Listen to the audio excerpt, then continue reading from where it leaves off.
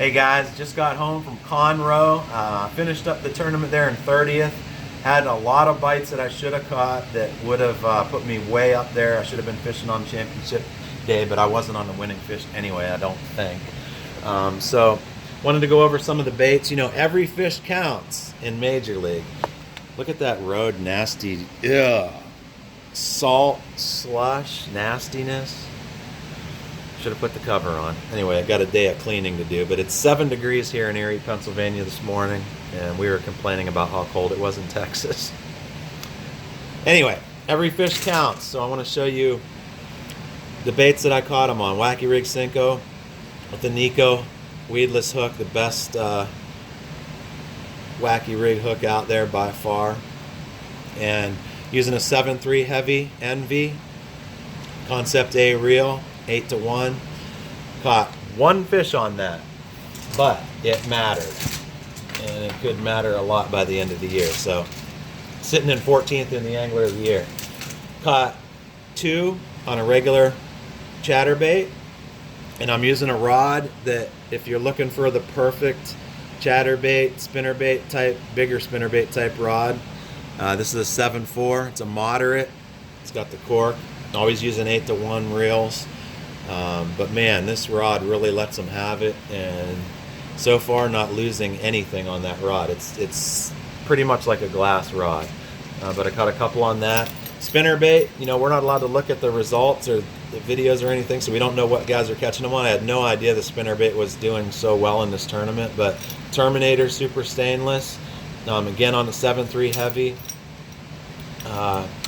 So far, all this stuff I was using 17-pound fluorocarbon Suffix.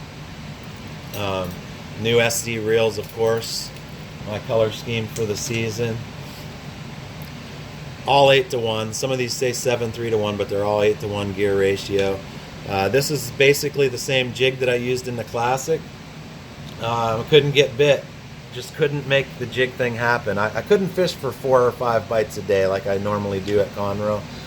You just have to get more bites than that. Randall Tharp almost pulled it off, but I just knew it wasn't going to be a winning deal. So I did throw the jig a little bit, and actually this jig is the reason I did not make the top 10. You know, I just lost. I think I lost 8 or 9 fish on this thing. Every time I picked it up, I would get a bite and lose it. So. Bad deal. I wish I would have just stuck with the last bait I'm going to show you, and then I would have probably put those fish in the boat. But Old Faithful shuttering bait. I throw this on a bigger rod. It's got a much bigger hook on it than a regular chatterbait, and as I always say, this is not to replace a chatterbait. It's just to add another tool to your vibrating jig arsenal. It's got a big hook on it. It's a big fish type of deal. Throwing it on 8-to-1 SZ. And I was throwing this on a 7-11 heavy, or you could throw it with a lighter rod and maybe braid, but I caught 3 good fish on this, 3 of my best fish on it the last day. I think you got to see a couple of those catches on MLF Live. So shutterbait played again. Could have been a lot better if the water wasn't clearing, but I was coasting through the first 2 rounds. You know, fishing easy stuff and just catching enough fish to make it. And then on the last day, it cleared up a little bit. Otherwise, this thing would have really, really played a lot more than it did. Lastly, the bait that did all the damage was this Yamamoto lizard. Never done this before, ever.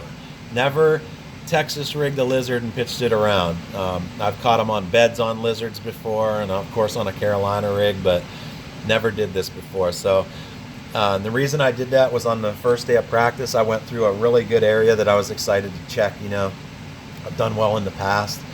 With the big giant jig, never had a bite.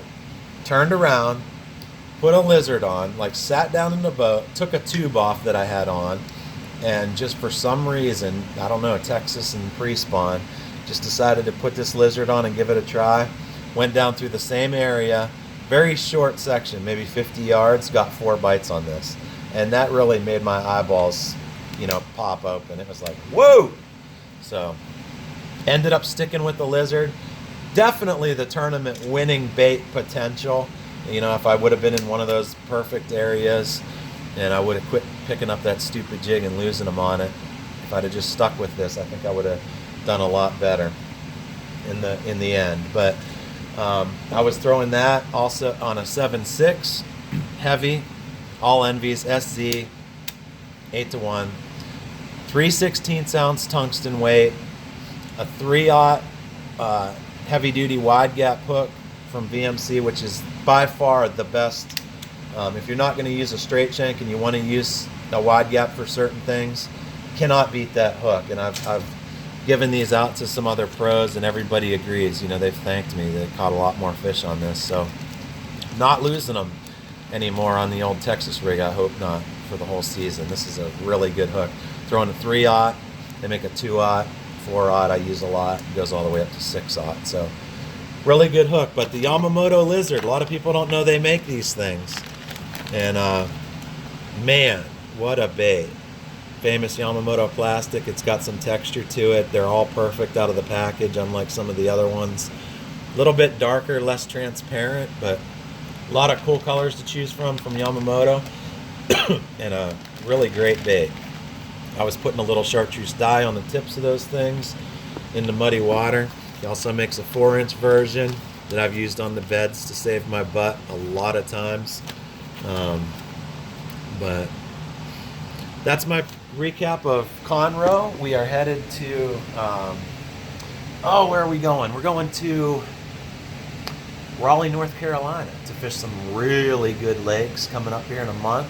Got some time off, but had a blast in Conroe. Conroe is one of my favorite places to fish in the world, and even though it handed it to me this week, I still love it. Can't wait to go back. So I'll catch up with you later.